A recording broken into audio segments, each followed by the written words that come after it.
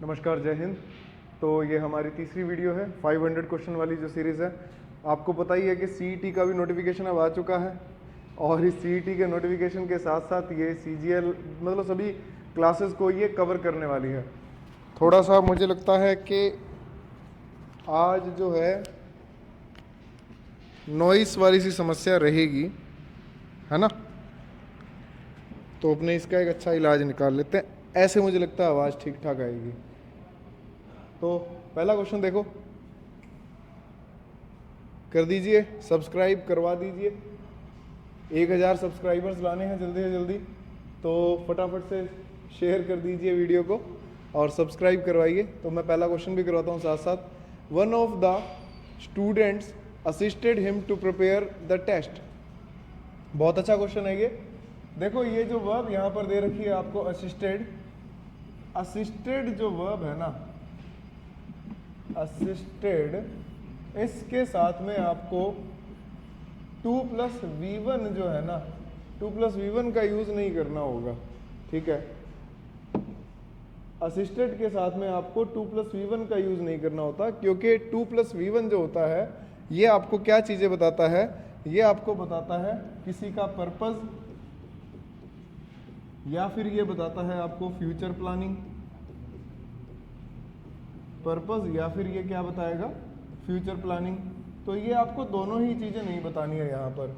Assisted के साथ में आपको क्या लगाना होगा, सॉरी हिम्मत मिटा देना, in preparing, assisted him in preparing.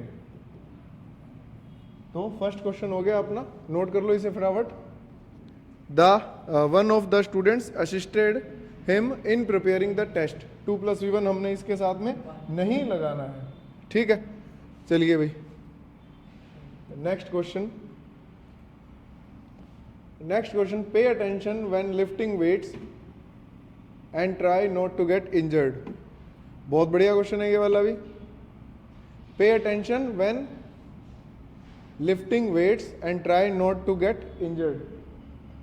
देखो इसके अंदर क्या शब्द गलत आ गया। आप देखोगे कि भाई पे अटेंशन ठीक है, ये इसके अंदर आपको इंपेरेटिव सेंटेंस मिल रहा है, व्हेन लिफ्टिंग वेट्स वगैरह वगैरह ये सब कुछ, लेकिन पे अटेंशन नहीं आएगा। पे अटेंशन का मतलब होता है to focus, to focus. Pay attention का मतलब तो फोकस होगा, कि आपको वो ये बोल रहे हैं कि भाई फोकस करो। जब आप वेट्स वगैरह उठाते हो, जिम वगैरह जाओगे, तो आपको वहाँ पर फोकस से ज़्यादा किस चीज़ की ज़रूरत रहेगी। जब हैवी वेट उठाते हैं तो हमें बी कॉशियस रहना है, बी कॉशियस। बी कॉशियस का मतलब क्या हुआ कि भाई थोड़ा सा ध्यान रहे, बी कॉशियस, बी केयरफुल। तभी तो वो बेल्ट वगैरह लगाते हैं ना, बी केयरफुल या फिर टेक केयर, टेक केयर, ये सब वर्ड्स का यूज करना होता है। जब आप कोई खतरनाक काम करने वाले हैं, है ना, तब उसके अंदर ये बोला जाएगा कि भाई थोड़ा सा सावधानी पूर्वक कीजिए ये काम। जब सावधानी पूर्वक काम के लिए आप किसी भी सेंटेंस को बनाएंगे तो वहां पर पे अटेंशन नहीं लगाना आपने, वहां पर be cautious, be careful, take care लगाना है। पे अटेंशन तो उसके अंदर कहते हैं कि मैं आपको ये बोल दूं कि पे अटेंशन, मान लो कुछ भी सेंटेंस अपने बना दे, pay attention when we are taking a lecture, कि जब हम लेक्चर ले रहे हैं या लेक्चर में बैठे हैं तो स्टे फोकस्ड, फोकस रखिए अपना, ठीक है। नोट कर लीजिए इसको भी, नोट कर लीजिएगा मतलब कि वीडियो को पॉज करके नोट कर लीजिए। अपनी एक अलग से नोटबुक बनाइए। मैं आपको बार बार कह रहा हूँ, इस क्लास के लिए बहुत अच्छी क्लास रहने वाली है आप लोगों के लिए। The authority had provided them their basic civil rights, the authority had provided them with their basic civil rights. देखो ये क्वेश्चन कितना अच्छा है। यहाँ पर द अथॉरिटी नहीं आएगा, यहाँ पर आएगा अथॉरिटीज। क्या आएगा भाई, अथॉरिटीज आएगा। अथॉरिटीज का मतलब क्या होता है, वो जो ऑफिसर्स हैं, ऑफिसर्स को अथॉरिटीज कहा जाता है। अब आप कहोगे द अथॉरिटी क्यों नहीं आया, हो सकता है एक ऑफिसर हो, बिल्कुल हो सकता है, लेकिन अगर आपने सिर्फ एक ऑफिसर की बात करनी है तो उधर ऑफिसर शब्द ही लिखो, अगर आपने अथॉरिटी जैसा शब्द लिखना है तो उसको अथॉरिटीज़ ही लिखना होगा, मतलब अगर आप ऑफिसर्स को डिनोट कर रहे हो वहाँ पर।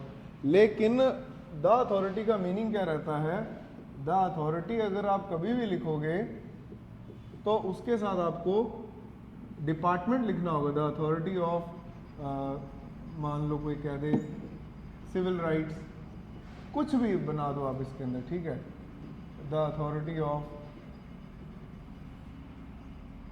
अगर आपने अकेला अथॉरिटी शब्द लिखा तो उसके साथ में ये सब चीज़ें आपको लिखनी होंगी।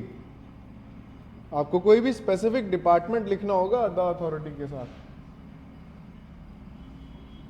करिए pose. Next,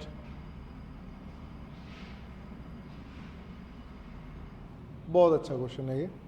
the best way to see Jaipur is to get in a bus. The best way to see Jaipur is to get in a bus. अब देखो, ये बहुत बढ़िया कंसेप्ट रहता है क्योंकि इसमें हम यूजुअली कंफ्यूज भी रहते हैं प्रीपोजिशन के यूज में, जब हम किसी व्हीकल का यूज करें। देखो, व्हीकल के लिए हम लोग लिखते हैं यूजुअली बाय बस, बाय कार, बाय ट्रेन, ऐसा कुछ भी लिखते हैं ना। लेकिन ये कैसा यूज है, ये यूज है इन जनरल यूज। किस तरह का यूज है भाई, ये इन जनरल यूज है। अगर आपके पास में जो ये वर्ड्स आए हैं ये इन जनरल ना आके स्पेसिफिक आ जाए, तब आप क्या करेंगे, तब आपको ये करना होगा कि कुछ के साथ में इन आता है। मैं पहले एग्जांपल लिख देता हूं। In a car, a cab, an ambulance, a taxi, इनके साथ में वगैरह वगैरह के साथ में आ गया इन। और कुछ के साथ में ऑन आता है, जैसे मैं लिखूं ऑन अ बस, अ ट्रेन, अ प्लेन। अच्छा, इन अ हेलीकॉप्टर भी आएगा, हेलीकॉप्टर, ठीक है। A plane, a bike, a horse, a bicycle, वगैरह वगैरह। अब समझो इस बात को। वैसे तो व्हीकल के साथ में आपको बाय लगाना है कि भाई बाय बस, बाय ट्रेन, बाय कार। ये स्पेसिफिक नहीं है, ये जनरल केस है कि आप यहाँ पर डेली कैसे आते हो, आई कम हेयर बाय बस, ठीक है, डेली बस से आ रहा है। लेकिन अगर मैं बात करूँ इनकी और ऑन की, तो in a car, a cab, an ambulance, a taxi, a helicopter, ये क्यों आया और यहाँ पर ऑन क्यों आया? तो भाई जिसके अंदर आप फ्रीली मूव कर सको, जिसके अंदर आप फ्रीली मूव कर सको उसके साथ तो आप लगा दो ऑन, या जिस पर बैठे हो ऊपर या फ्रीली मूव कर सकते हैं तो उसके साथ में क्या आया, ऑन। लेकिन जिसमें आप फ्रीली मूव नहीं कर सकते उसके साथ में आ गया इन। तो यहाँ पर क्या आएगा, the best way to see Jaipur is to get on a bus. ये बस स्पेसिफिक होगी ना, जो स्पेसिफिक जो बसें होती हैं, जो जयपुर की ही बस है, लोकल बस है, वो जो आपको जयपुर दर्शन करवा देती है, तो ये स्पेसिफिक केस अपने बना रखा है इधर, है ना। लिख लिया होगा इसको, पॉज करो वीडियो को और नोट करो। नेक्स्ट,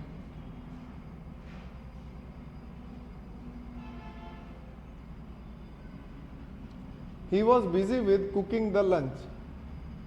बहुत बढ़िया क्वेश्चन है ये वाला। ये बहुत बढ़िया क्वेश्चन क्यों है भाई, ये देख लो आप। इसके अंदर दो कंसेप्ट आ रहे हैं। दो कंसेप्ट कैसे आएंगे, एक तो आपने ये पढ़ा हुआ है कि भाई लंच, ब्रेकफास्ट और डिनर के साथ में आपको कोई डिटर्मिनर नहीं लगाना। अगर मैं लिखता हूं ना लंच, ब्रेकफास्ट और डिनर,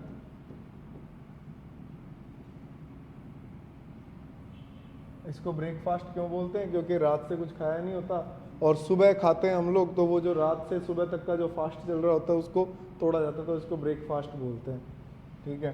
तो लंच, ब्रेकफास्ट और जो डिनर है, हालांकि सीक्वेंस मैंने इधर उधर कर दिया, खैर ये बीच में ना भी हो, ये भी ना हो, कोई भी ना हो, काम चल जाता है। खैर, हाँ, मैं ये कह रहा था कि इसके साथ में कभी भी कोई डिटर्मिनर का यूज़ नहीं होता है ना। जैसे मैं लिख दूं कि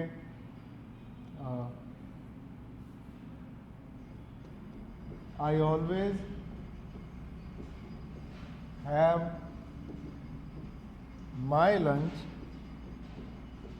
विद माई फैमिली, या डिनर कर दो, I always have my lunch with my family. तो इस सेंटेंस में क्या गड़बड़ है? इस सेंटेंस में गड़बड़ ये है कि I always have lunch with my family आएगा जब हम लंच, ब्रेकफास्ट, डिनर कर रहे होते हैं, तो उसके साथ में ए, एन और दा का यूज़ नहीं होता, क्योंकि उस वक्त वो मील जो है वो चल रही होती है ना।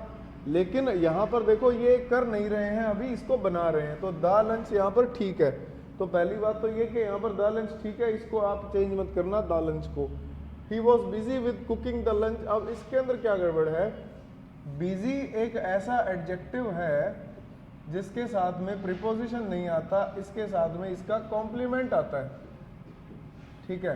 और वो कॉम्प्लीमेंट यूजुअली आईएनजी फॉर्म में होता है, क्योंकि ये ना ऐसे जवाब मांगता है कि I was busy, busy in what, I was busy there, busy for what, या इन वट, ऐसा कुछ ना कुछ पूछा जाता है, क्या कर रहा था ऐसा भाई। तो यहाँ पर विद नहीं आएगा, इधर आ जाएगा आई was busy cooking the lunch. तो इधर एडजेक्टिव है बिजी, इसके बाद में प्रीपोजिशन नहीं, इसके बाद इसका कॉम्प्लीमेंट आता है। जैसे मैं ये लिख दूं कि he is busy preparing for the exam, he is busy preparing for the exam. तो ये भी एक सेंटेंस हो गया, इसे लिख लो फटाफट, नोट कर लो इसको। आई was busy doing my job, आप ये भी बोल सकते हो। लिख लिया होगा।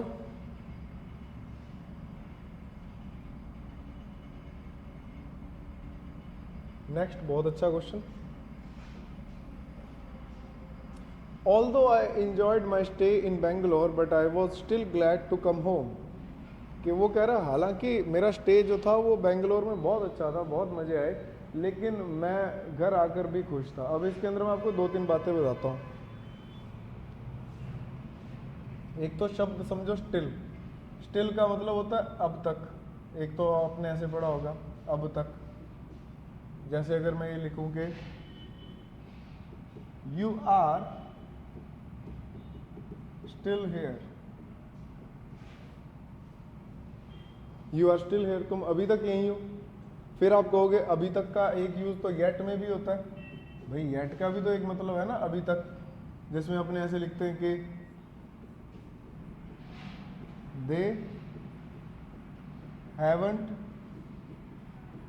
Told us the fact yet, कि उन्होंने अभी तक जो है वो फैक्ट नहीं बताया है। यहाँ पर भी अभी तक हो गया इसका मीनिंग। तो यूसेज में देखो कितना फर्क है कि ये जो आ रहा है ये पॉजिटिव सेंटेंस में आ रहा है और V1 के साथ आता है, येट जो आता है वो नेगेटिविटी के साथ में आ रहा है। इवन अगर आप येट को ऐसे भी यूज कर लोगे ना, the truth is yet to be told, even अगर आपने ऐसे भी यूज कर लिया तो भी ये आपको नेगेटिविटी ही बता रहा है। तो एक तो स्टिल और येट का ये वाला एक यूज है कि येट जो है वो भी आपको अभी तक के बारे में बताएगा लेकिन नेगेटिविटी में, और स्टिल जो है वो भी आपको अभी तक के बारे में बताएगा लेकिन पॉजिटिविटी में। लेकिन यहाँ पर जो बट आई वो स्टिल ग्लैड, यहाँ पर स्टिल का मतलब क्या हुआ? यहाँ पर स्टिल का मतलब है, ये मैं साफ कर देता हूँ, इधर स्टिल का मतलब अब तक नहीं है, वैसे इसका मीनिंग होता है, यहाँ पर इसका मीनिंग है फिर भी या लेकिन। आई वॉज स्टिल ग्लैड, कि मैं फिर भी खुश था घर आकर। तो अब यहाँ पर एरर क्या बनती है? आपने ये पढ़ा है, ये मैंने स्टिल के बारे में बता दिया। मैंने आपको कहा था कि हर एक क्वेश्चन में आपको खूब सारे कंसेप्ट मिलेंगे, ठीक है, ये वही वाली सी क्लास है। आपने एक ये पढ़ा है कि ऑल्दो जो होता है या फिर दो होता है, इसके साथ में येट का यूज होता है। अब इसके दो आंसर बनते हैं, या तो बट की जगह पर आप येट लगा दो, लेकिन मॉडर्न इंग्लिश के अंदर येट का यूज भी नहीं होता, तो आप बस बट को हटा दो। मॉडर्न इंग्लिश में ये लिख लो, मॉडर्न इंग्लिश में ऑल्दो के साथ येट का यूज नहीं होता। मॉडर्न इंग्लिश जो वर्तमान में हम लोग बोल रहे हैं ना, मॉडर्न इंग्लिश। तो ये सब नोट कर लो, कर लिया होगा। येट भी हटा दो चाहे इसके अंदर, है ना।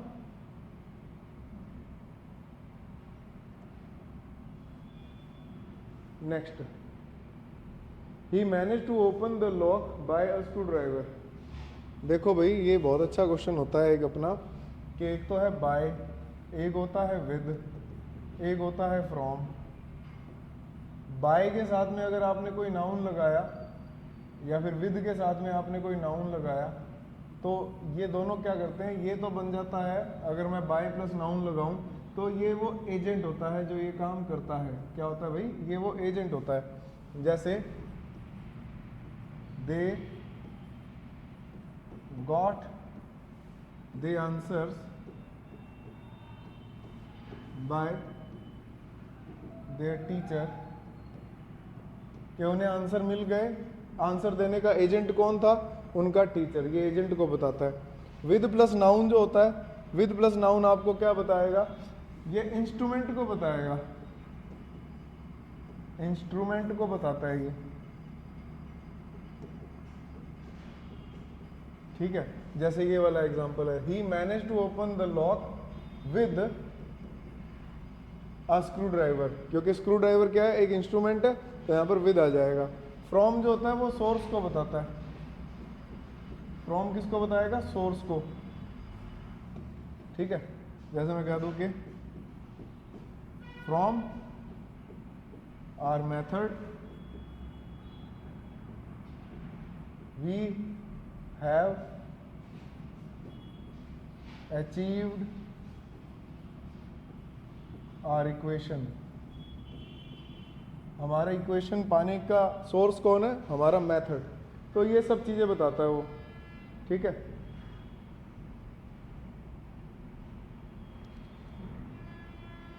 अच्छा, एक अच्छा ये वाला ये देखना, इसको आप है ना फटाफट पहले तो वीडियो को पॉज करके ना इसको नोट कर लो, क्योंकि मैं साफ करने वाला हूँ, तो आपको 2-4 चीज़ें और बतानी है इसमें। कर लिया होगा वीडियो को पॉज करके, देखो भाई।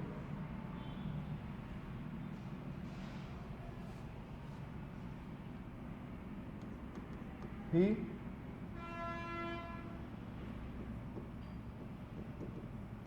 convinced everyone with valid logics, और इसी सेंटेंस को मैं ऐसे लिखूं, he convinced everyone by giving valid logics। अब इन दोनों में क्या फर्क है, कौन सा सही है कौन सा गलत है इन दोनों में, तो मैं आपको आंसर बताता हूँ। ये दोनों ही सही है, ये दोनों ही सही कैसे हैं, विद वैलिड लॉजिक्स। ये तो वो इंस्ट्रूमेंट वाली बात हो गई है ना, कि कैसे बताया उसने, विद वैलिड लॉजिक से उसने बता दिया। अगर आप है ना ये लिख देते हो बाय गिविंग, बाय यूजिंग, तो ये ना मेथड बन जाता है फिर ये बाय गिविंग, या फिर आप कह दो बाय यूजिंग। अगर आप ऐसा सा कुछ लगाते हो बाय यूजिंग, बाय गिविंग, फिर ये क्या है, फिर ये एक मेथड बन जाता है। और जब ये मेथड बन जाएगा तो फिर आपको बाय ही लगाना है इसके अंदर। ये बात याद रखना, बाय गिविंग या फिर बाय यूजिंग ये होता है, बाय गिविंग और by using. With giving with using नहीं होता, बाय आता है इसके अंदर। इसको भी नोट कर लो।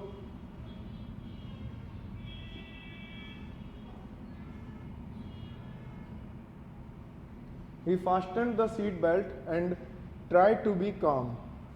अच्छा क्वेश्चन है भाई। He fastened the seat belt, उसने सीट बेल्ट बांधी और tried to be calm। अच्छा क्वेश्चन है भाई, सोचो इसका आंसर आप पहले।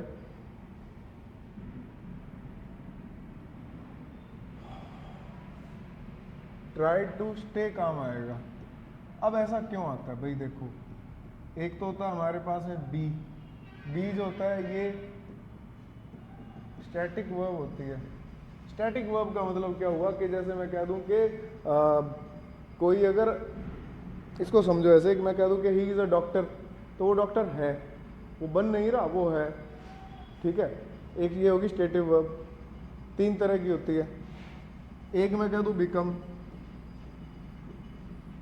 इसका मतलब हो गया होना, इसका मतलब हो गया बनना।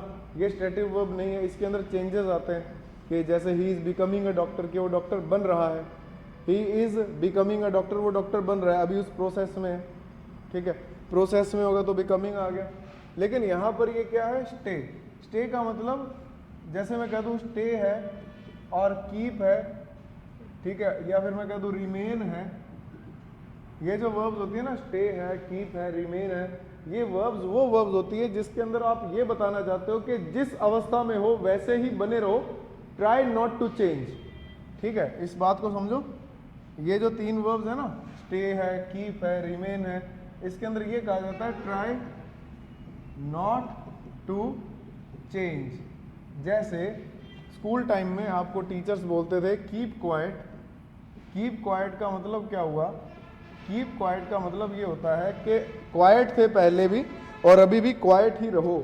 मतलब वो ये बोल रहे हैं कि आप क्वाइट पहले भी थे, अभी भी क्वाइट ही रहना है, बातें नहीं करनी है, इस अवस्था में ही रहना है, वो होता है कीप क्वाइट। ठीक है, तो वो जो स्टेट है उसके अंदर कंटिन्यू बने रहो, try not to change, continue रहें। उस अवस्था में कंटिन्यू रहने के लिए आपको क्या यूज करना होता है? स्टे, कीप या रिमेन।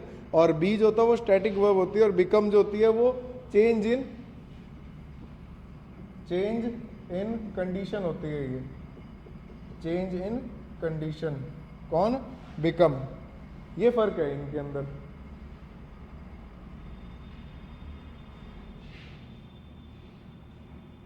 जैसे एक एग्जांपल लिखें, even after so many difficulties he was focused। अभी सेंटेंस में कहेगा क्या एरर है, क्या फाइंड आउट करें एरर को। Even after so many difficulties he was focused. अब वो जो ही वॉज फोकस्ड है ना, ये शब्द गलत हो जाएगा यहाँ पर। ही वॉज फोकस्ड नहीं आएगा, ही स्टेड फोकस्ड आएगा। He stayed focus. क्यों? क्योंकि वो फोकस बनाए रखना चाह रहा था, उसने फोकस को हटाया नहीं, है ना। नेक्स्ट,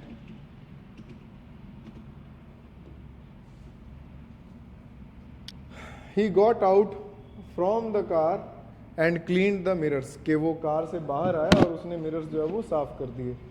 तो इसमें क्या आएगा?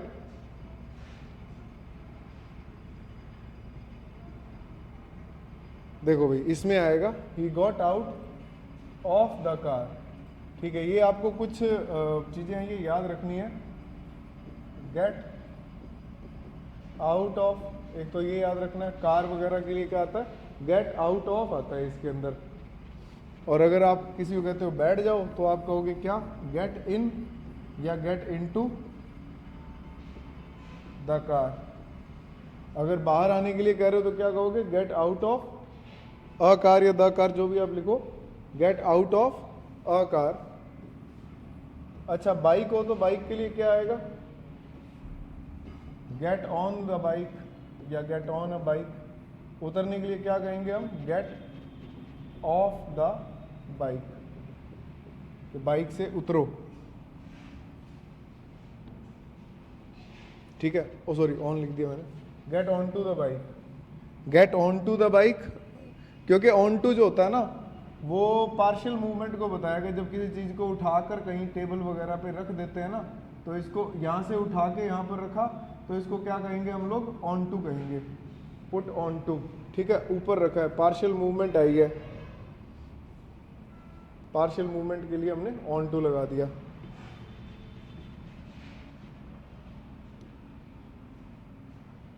The room rates are much below average for hostel in this area. किसी हॉस्टल के पर रूम का जो रेंट है वो बहुत ही बिलो एवरेज है। यहाँ पर क्या होता है, ये जो चीजें होती है ना रूम रेट्स वगैरह, इसके लिए मच बिलो नहीं आता, इसके लिए फार बिलो आता है। फार आएगा, मच नहीं आएगा भाई इसके लिए।